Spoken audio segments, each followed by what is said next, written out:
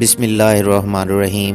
حضرت ابو ہریرہ رضی اللہ تعالیٰ عنہ سے مروی ہے کہ رسول اللہ صلی اللہ علیہ وآلہ وسلم نے فرمایا، اگر کوئی آدمی کبیرہ گناہوں سے بچتا رہے تو 5 نمازیں اور جمعہ سے جمعہ تک اور رمضان سے رمضان تک اس کے گناہوں کو مٹا دیا جائے گا، یا جو ان کے درمیان گناہ ہوئے ہیں ان کو بھی مٹا دیا جائے گا۔ صحیح مسلم کی حدیث مبارکہ ہے۔ حدیث کا مطلب یہ ہے کہ اگر کوئی آدمی پابندی کے ساتھ 5 وقت کی نماز پڑھے، جمعہ کی نماز پورے آداب کے ساتھ ادا کرے اور اسی طرح رمضان کے روزے رکھے، تو ان کے درمیان جو صغیرہ گناہ صادر ہوئے ہیں سب ختم ہو جاتے ہیں۔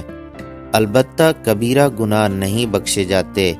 ہاں، اگر اللہ چاہے تو وہ کبیرہ گناہ بھی معاف فرما سکتا ہے۔ یہاں ایک ہلکا سا خلجان واقع ہوتا ہے کہ جب ہر روز کی 5 وقت کی نمازیں ہی تمام گناہوں کو مٹا دیتی ہیں تو پھر یہ جمعہ وغیرہ کون سے گناہ ختم کرتے ہیں؟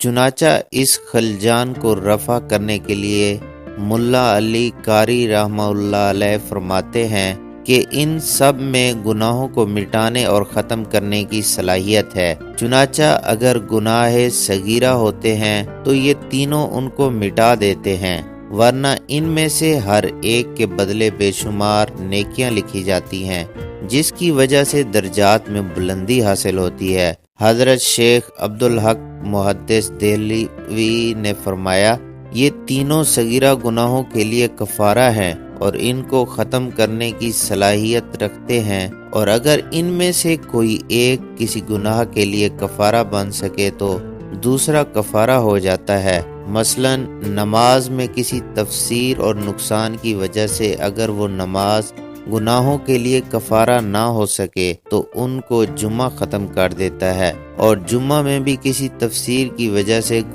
کفارہ ہونے کی صلاحیت نہ رہے تو پھر رمضان ان کے لیے کفارہ ہو جاتا ہے، اور اگر سب کے سب کفارہ بننے کی صلاحیت رکھیں تو یہ سب مل کر گناہوں کو اچھی طرح مٹا دیتے ہیں اور کفارے کی زیادتی کا باعث ہوتے ہیں۔ چنانچہ اس کی مثال ایسی ہے کہ جیسے کئی چراغوں کی، اور کسی مکان میں ایک چراغ ہوگا تو اندھیرا تو ختم ہو جائے گا مگر روشنی کم ہوگی، اور اگر چراغ زیادہ ہوں گے تو نور اور روشنی کی حیثیت سے زیادتی ہوگی۔ امید کرتے ہیں آج کی حدیث مبارکہ آپ کو اچھی لگی ہوگی۔